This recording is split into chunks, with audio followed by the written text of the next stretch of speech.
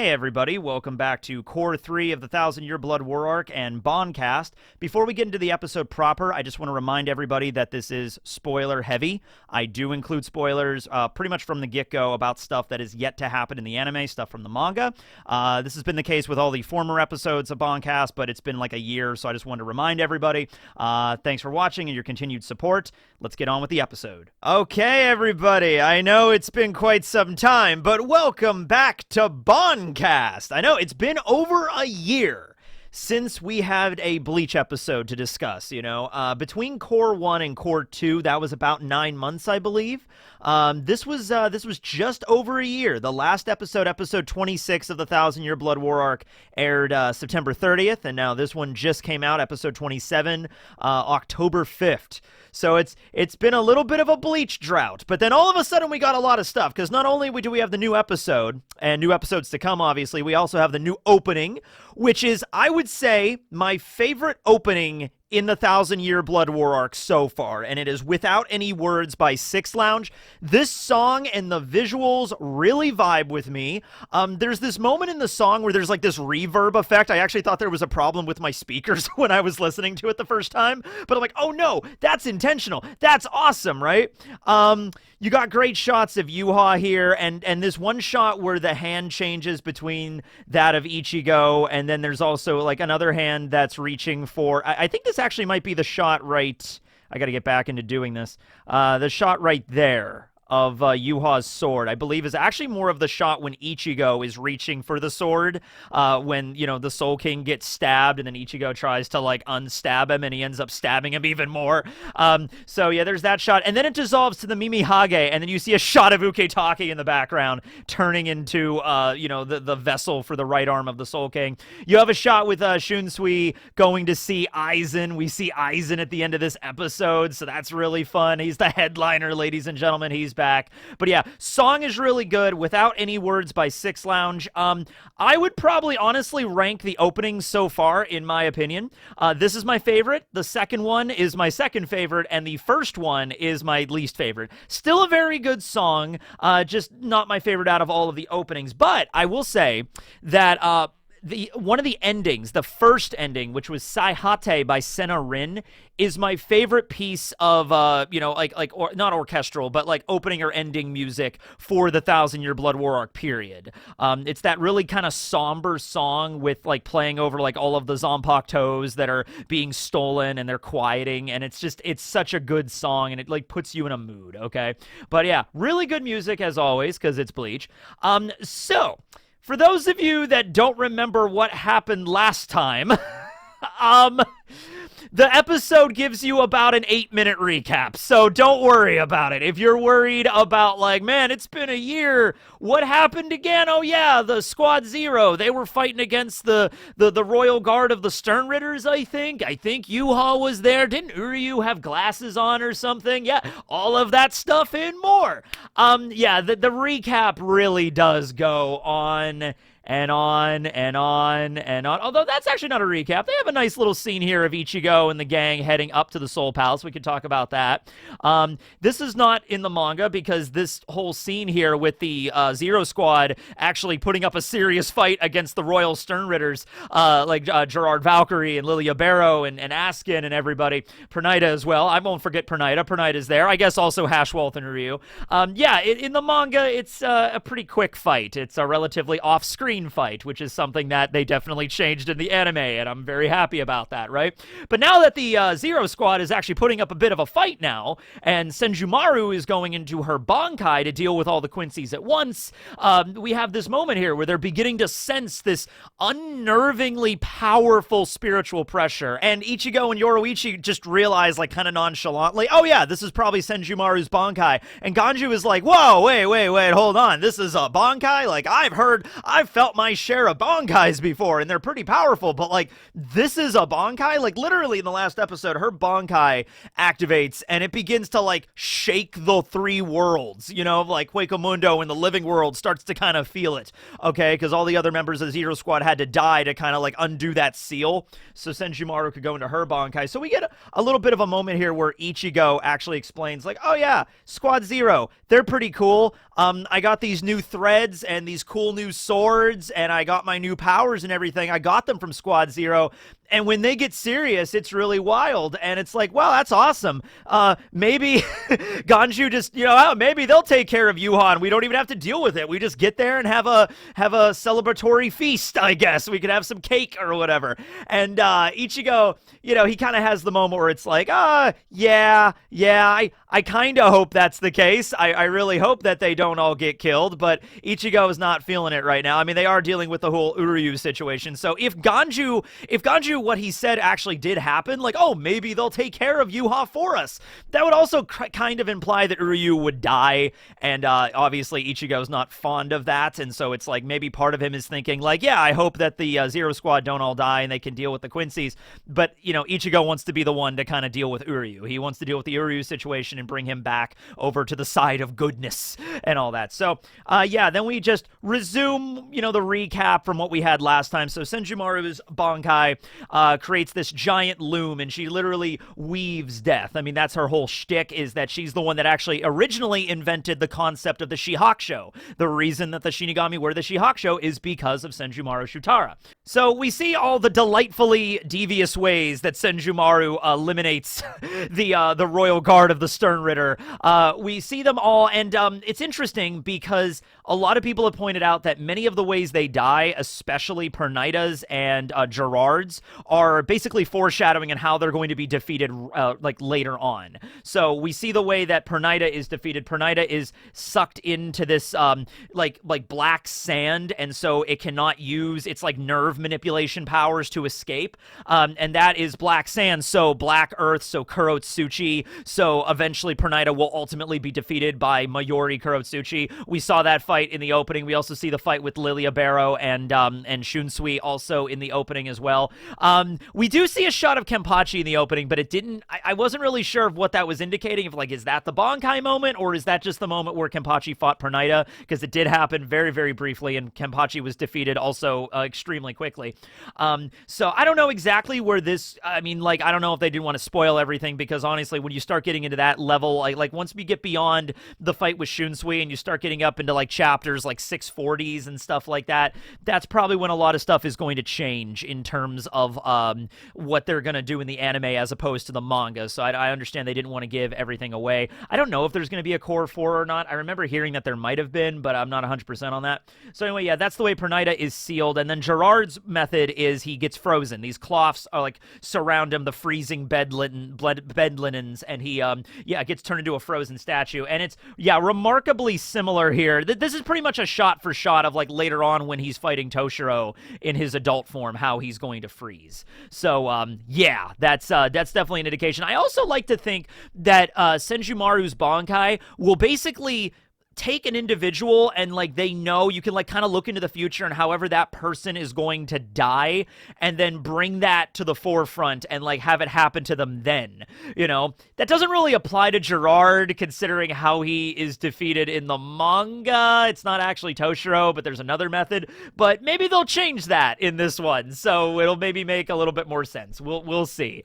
Jugram Hashwalth, Stern Ritter B, he gets set afire. That's a reference to also Basby, and Basby also appeared in the opening. They're going to have their battle in this core, which is looking really good. That's going to look really fire. And then Uryu is caught amidst a really cool-looking star field, and he is sealed within the star of the Quincy's. And so it has this really epic moment here where Senjumaru, and this is where episode 26 ended, where you just see the cloths all coming down, and you see the 4 members of the Royal Stern Ritter Guard, then you see Jugram Hashwalth, and you see Uryu all trapped within the cloths. So are they dead? Have they just been sealed? In the case with Askin from earlier, so Askin, he's the one that makes sense. Like, it's really hard to kill this guy, so it really just came down to sealing him with like an Iron Maiden type situation where they had to trap Askin like in a bunch of just spiked metal, because like you're not killing him. I mean, you can kill him, it is possible, but you have to really work for it. So I like that idea, like, oh, you can't die, all right, we're just gonna trap you in an Iron Maiden. Then like that makes the most sense. Okay, so that's Senjumaru's Bankai, and then we cut over to Ichibe Hyosubi fighting against Yhwach. Yhwach. And this is how season or core 2 ended, where he absorbs all the power of the color black in the Soul Society, and then he gathers it all together in his Ichimonji. He uses that power to splash ink all over Yhwach, which removes his name, so he's no longer called Yhwach. And then he activates his bankai, which is Shirafude. It's such an old school bankai. He even brings up that, oh, you know, kids these days are calling it bankai, but this was the first one. This is the evolved Zanpakuto. You know, this is the original Zanpakuto. So he activates this ability, and he draws over Yhwach the kanji for Black Ant. And so that is literally, now it's not just an idea of just, you know, like Ichibe throwing shade or whatever like that. Like, you're nothing but an ant in my eyes. No, the effect of this ability is he no longer has a name, and now he has a new name, and that is Black Ant. And names carry tremendous weight and tremendous power in this universe, okay? Remember back when Ichigo was learning the Getsuga Tensho, and Zangetsu, you know, he is Zangetsu. In our hearts, he is Zangetsu. Zangetsu was like, hey, Ichigo, you know, Ichigo, the power of a technique increases 100-fold from when you know its name than when you do not. You know, and remember this name of the attack, Ichigo. It is the Getsuga Tensho. You know, and I remember watching that episode, you know, when I was like in high school and thinking like, oh, that's not really a real thing. It doesn't really get powerful. That's just a cool way to think about it. Like, he knows the name now. No, that's a thing. Like, it does get more powerful because you actually are calling the technique what it is. Same thing with the names of the Zanpakuto. I don't know if this is something that Oda went, no, not Oda. Well, there it is. You know, talk about One Piece a lot. I don't know if this is something that Kubo intended from the very beginning or if it was a retcon type situation, but somebody did ask him a question that was like, hey, remember that time that Ichigo was learning the name of his Zanpakuto and he was training with Urahara, and, you know, Zangetsu is there and he says it, but it's like blurred out. In the manga, there's actually like a censor bar over the name. He's like, Ichigo, my name is, you know, like, there's like a reverb effect in the anime, and somebody was like, ooh, isn't that like the monk, like, you know, Ichibe Hyosubi keeping away the name from Ichigo, like Ichigo's not ready to learn it yet or whatever, like he hasn't learned the lesson, he hasn't completed his training. And Kubo was like, yeah, it is. And that was the case. So I don't know if that was more of a retcon, like Kubo was looking at it like, yeah, sure, that's what happened. But there has been always an underlying vibe of like the power in names in Bleach. So I could definitely see that. So he renames Yhwach as Black Ant, throws him over the side of the Soul Palace, and then crushes him with his giant foot, and then smashes him in his giant hands.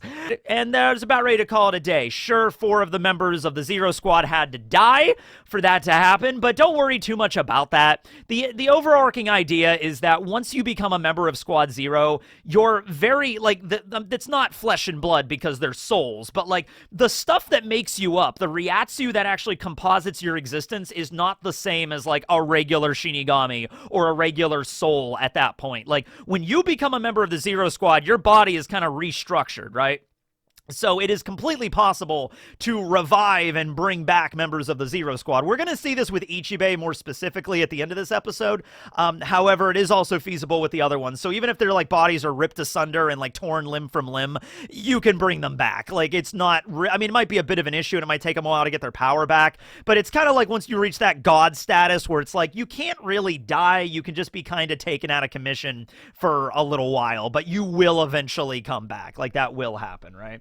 So that's kind of where episode 26 and also core 2 ended. And this is where we get the interstitches in the episode. We get the little, you know, commercial break. So Shigarami, that is the name of Senjumaru's Zanpakuto. We see her Shikai is the little sewing needle. That is the name of her sword, and that is her Shikai. And then we also see Ichibe Hyosubi here, if I can get it, and just a recap of him. So now we're getting into the actual new material in this. We're still in Volume 67, if you're following along with the manga. And this is where Yhwach flips the script. I was waiting for this. This, of course, does happen in the manga. And it's something that also made Senjumaru's bankai reveal kind of disappointing, because it's like, all right, this is really cool, and she took out all the members of the Royal Guard, like, really fast, but, like, you know how this is going to go. You know in the next episode that Yhwach is going to release his power, and then they're also going to all escape somehow, which really, you know, it kind of downplays the bankai a little bit, but I guess also upplays just how much of a threat Yhwach really is. So Yhwach activates his Sternritter ability. and that is, of course, the Almighty. And this episode is literally just called A. It's just A. So he activates his ability, he opens his eyes, he shows back up, and he just stabs Ichibe immediately. The kanji begins to wipe off him, and the black ink covering him begins to dissipate. So remember, there's that Quincy limerick. It's the 900 years to regain his body, 90 years to regain his mind, 9 years to regain his power. And then there's the little addendum we learn later that's 9 days to conquer the world. But those 9 years, while he's regaining his power, he could not actually use his true ability, his true Stern Ritter ability, A, the Almighty. He had to keep his eyes closed. Not literally closed, because you see them open, but his true eyes that he's opening, which are multiple eyes. Yhwach has a lot of eyes. Eyes for days on Yhwach. How many eyes does he have? Yes, that's how many eyes does he have, right?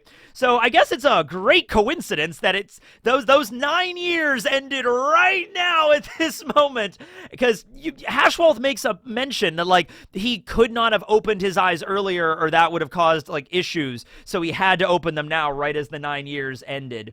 So yeah, His Majesty usually fights with his eyes closed. If His Majesty were to open his eyes before the 9 years to regain power were up, then his power would lose control. So this is, I guess, this is the moment. Just like if the Zero Squad, I guess, would have fought Yhwach, like, I don't know, like like 1 day ago or something like that, I guess he wouldn't have been able to open his eyes. And yeah. And in any case, things are not great. So Hashwolf and Uryu are kind of able to break out of the imprisonment, and it makes sense for both of them because of their individual abilities. Hashwolf's ability of the balance allows him to, like, balance out the fight, so if some misfortune befalls him, he can kind of flip the script. And then Uryu's is also very similar, which is the antithesis, which allows him to swap various things, right? So if there's any two of them that are going to able to, like, break out of this, like, burning technique that, you know, she's using against Hashwolf, or the sealing techniques against the other Stern Ritters, it would be Uryu and Hashwolf that would be able to do this. Also, their abilities are more closely connected to Yhwach than the others are, because, like, you know, Hashwolf is like the other side of His Majesty. He's the mask of the ruler and everything. And then Uryu is also his successor, so that makes sense.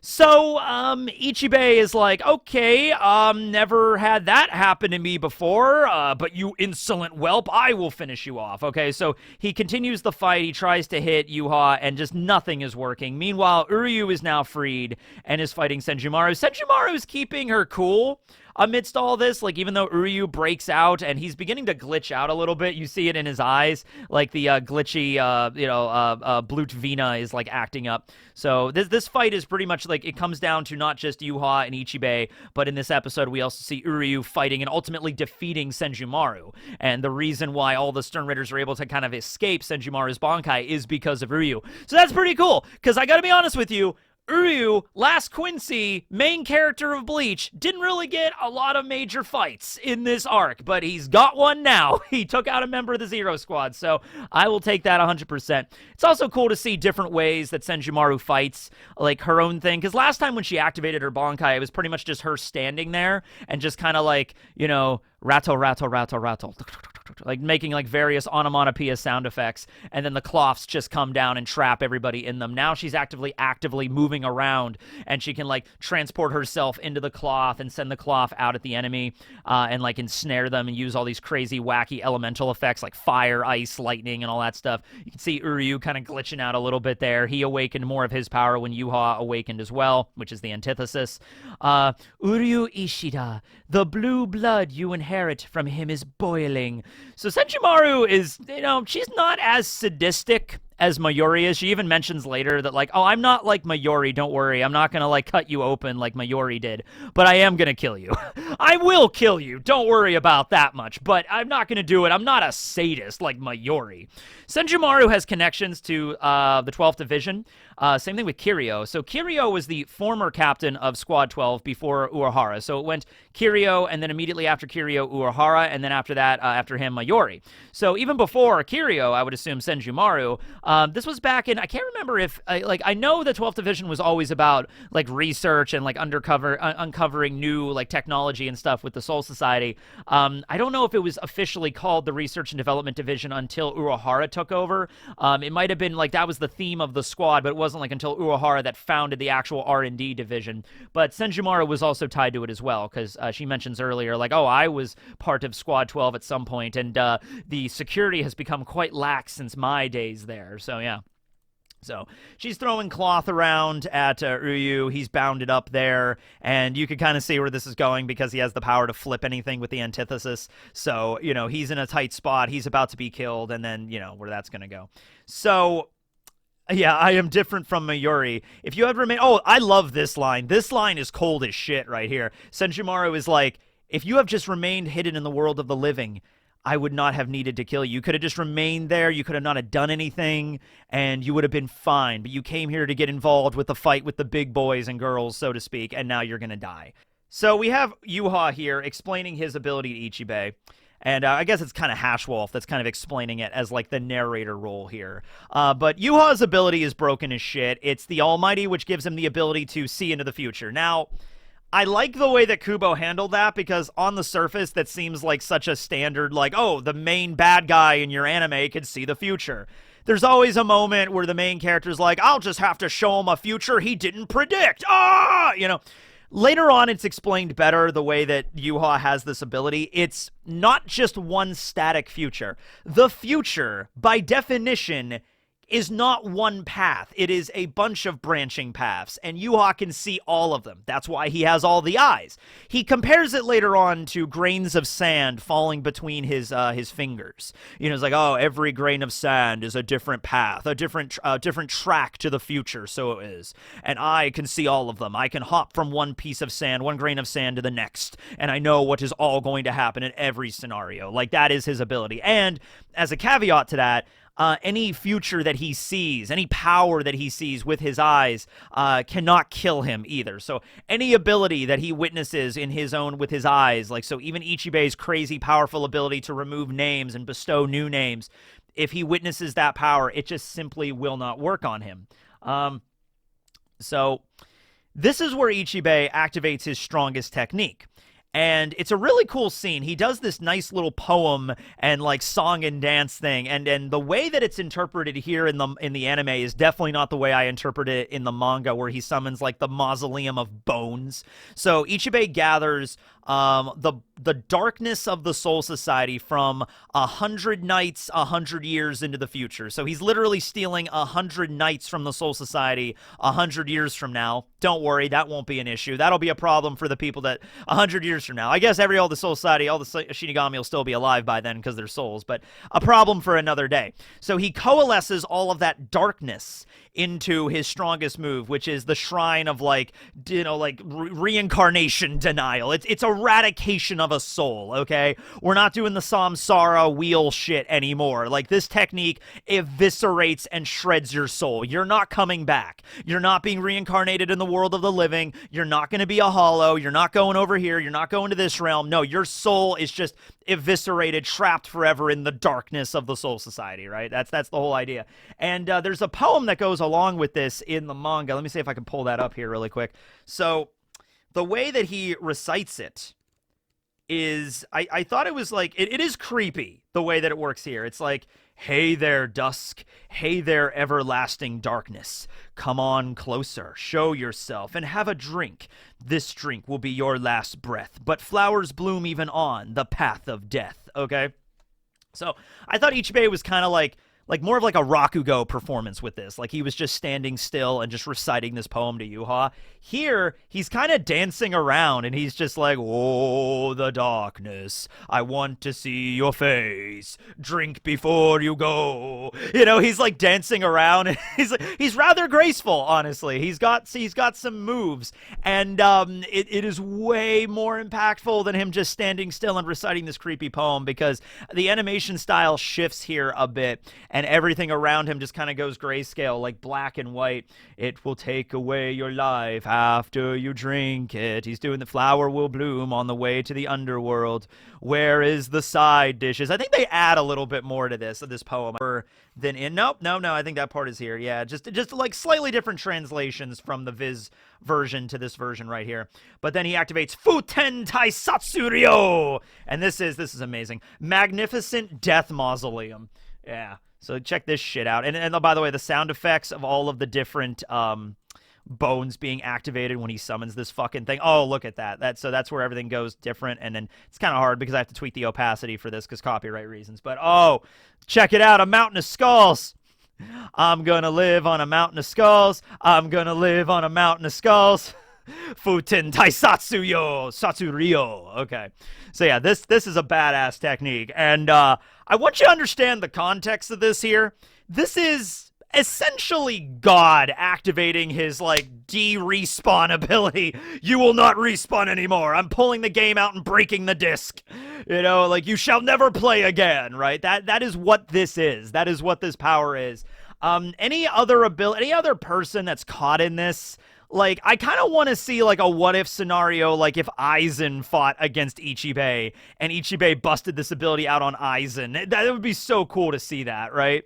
So, Yhwach is heading into the Soul Shredder, but even Yhwach at this point doesn't really care, because he's just like, you know, every power that I can witness is powerless in front of me. So Yhwach has seen this, he's seen this power, he's seen what's going to happen, and it literally does not work, and Ichibe just gets... boom! Just gets completely just blown apart. You know, like his torso ceases to exist. He is now just a head, 2 arms, and 2 legs. Every other part of his body gone, and Yhwach just poof, just destroys him. Now, don't worry. Like I said, they're kind of not really normal Shinigami. Like they might bleed and everything like that, but they're not really dead forever. Meanwhile, Senjumaru is here, and then Uryu activates the antithesis, flipping their positions, and Uryu has a great line of dialogue that's just like, I'm not the one caught in their own bankai right now, and Senjumaru's like, wait, what? Oh, shit! Boom! And then Uryu just fires an arrow right through Senjumaru's chest, kills her, deactivates her bankai, and all of the Stern Ritters are alive and just fine and dandy. It would have been kind of cool to see them all break out individually, so I guess they didn't really die. Like, I guess that was really more of a sealing method. Like, Askin didn't really get stabbed, Gerard really didn't get frozen, Lilia didn't really get punctured full of, like, his own bullet wounds. That was more of just, like, visual representation for them being, like, eternally sealed in the bankai or something. And since Uryu killed Senjumaru, no longer a bankai, so they are freed. And then Yhwach is... And so this is a great scene where Yhwach is large and he is in charge. He has awakened his true power. The Stern Ritters all bow down before him at this moment, and he begins his ascent. He begins to rip away all the reishi from the vestibule area where they're standing in to form a really badass set of stairs as he's ascending to the Soul King, the inner palace. Let me just back up a bit here. And he begins to talk about, it's like, ah, do you hear it, my father, the Soul King? Ah, yes, the bell tolls for thee, the death of the king of the 3 realms. Yes, and then we have the ending, which is Monochrome by Suiso, and also a very good ending theme. Really good duality there between Ichigo and Uryu. Cool shot of Ukitake. Yeah, Uryu and Ichigo's fight here, I think, is going to be a lot. It's also focused a lot more on in the opening.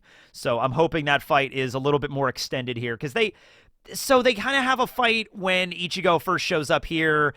They have a conflict, and then they kind of have to retreat strategically, and they have to come back up to the Soul Palace later after Yhwach changes it into the Varvelt.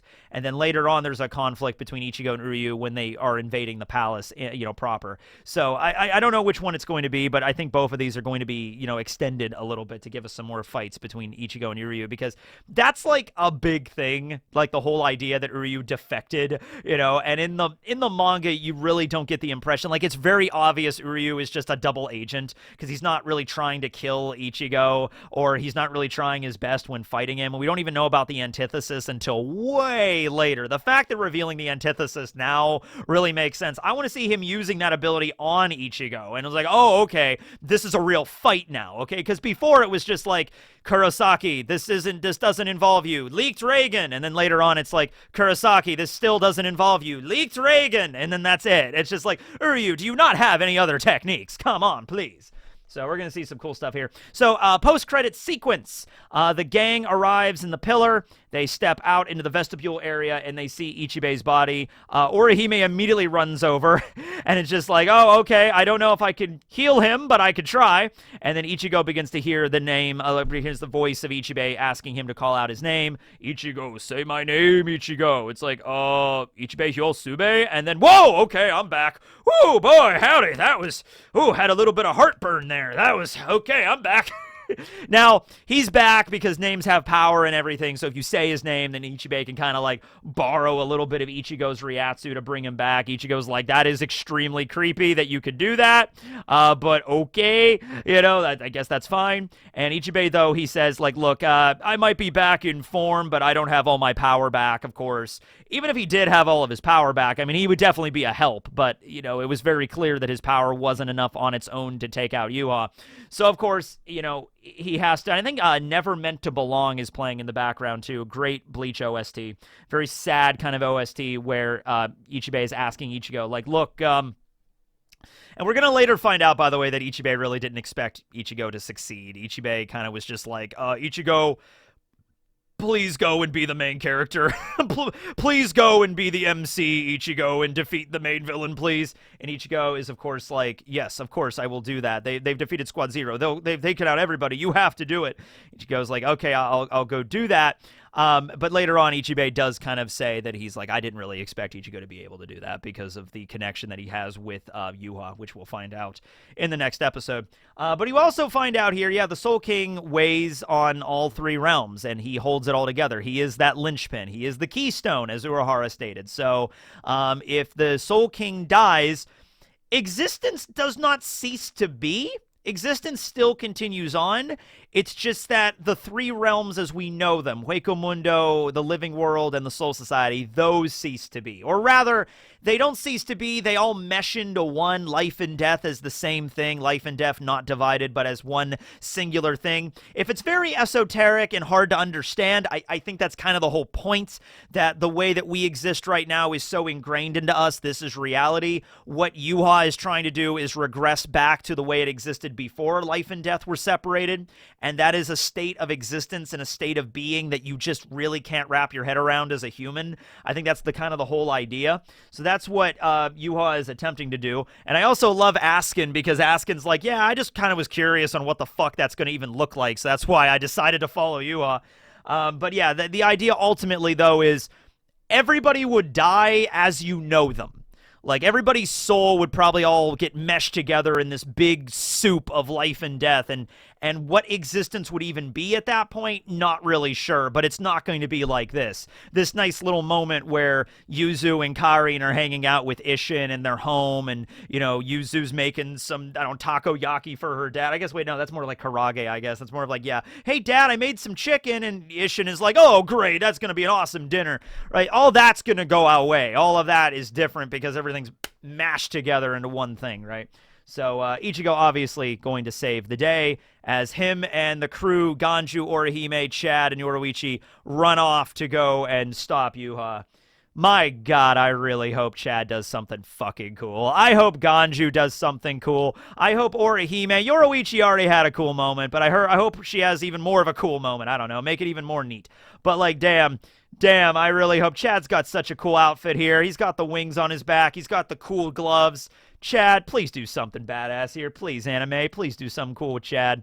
All right, so that's the end, or is it? Because last scene, we see Shunsui down in the Muken. We see him down in the underground prison, about to meet the man, the myth, the legend. There we go. We have Sosuke Aizen all suited up in his BDSM gimp gear. And he's ready. Ladies and gentlemen, he's ready to be unleashed. But that'll have to wait till next episode when Ichigo and the gang stop Yhwach from killing the Soul King. Oh, wait a minute. I think there's something else here. Oh, wait, no, God, no. Oh, God, no. The Soul King is dead. They were too late. You know what? I'm actually really, really pissed about this scene here where Yhwach stabs his father. In the manga, let me just double check this.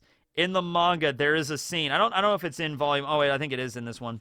There's a scene where Yhwach actually defeats one of the Soul King's like random servants. We see one of the random servants that got cut down by Yhwach, and we don't see him in this episode. So I gotta give this episode 1 out of 10. Literally unwatchable. They cut out the scene of Yhwach beating a random, servant. That is just, that is unexcusable. Okay, but no, yeah, Yhwach stabs the Soul King, and that probably isn't good. Also, the Soul King is his dad. That's a thing too. All right. We get the cool poem here at the end. I miss the poems. And the next episode is Bleach number 28, Kill the King. Such a cool name for an episode. Kill the King! Yep. So that's that. BAN-KAST is back. I will be here every week. I do not know what days I will be filming these. I'll try to get them out as early as possible, depending on my schedule and stuff with the main channel with One Piece things and everything like that. But I will be getting these out for every episode of the new core. Thanks you all for watching, and remember to subscribe to the BAN-KAST channel because it's a newer channel. So some people still do not know I even do this over here. Some people on the main channel are like, "Hey man, why did you stop talking about Bleach?" And I'm like, "I still do. It's just over here." I remember I was at a convention back in, I think it was London MCM. I was there with Rustage and everybody, and somebody came up to me and was like, "Man, Tekking, you gotta make videos about the new Bleach series, the new 1,000 Year Blood War arc. It's like 26 episodes." And I'm like, I've been making them on the side channel. And he's like, "What? You have another channel?" I'm like, "Yeah." And I actually like give me your phone. I'll like type it in. I like, "Here, BAN-KAST, it's right here." And his eyes like exploded. Like, what? That's what? I didn't know that was a thing. I need to be better at marketing. Anyway, thanks for watching, everybody. This will be Tekking, signing out. Kill the King!